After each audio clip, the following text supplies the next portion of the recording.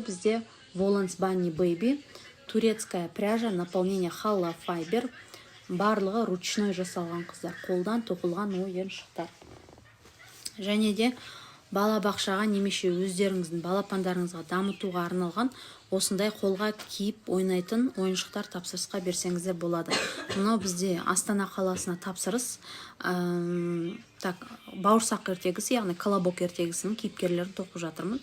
Мынау бізде лиса, видите, да, вот здесь полухлопок, қыздар, 55% хлопок, 45% акрил.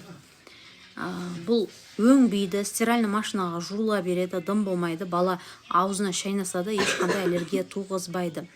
Яғни сапалы түрік жіптерінен тоқылған. Және де түстері қанық, яркий, балаға күшті впечатление қалдырады. Яғни баланың назарын өзіне аудару мақсатында жасалатын ойыншықтар. Логопед, дефектолог, дамытушы ойындар ойнатам деген мамалар маған жекеме жазыңыздар. Неше түрлі ойыншықтар жасауға болады. Ойларыңызда жүрген, фантазияларыңызда жүрген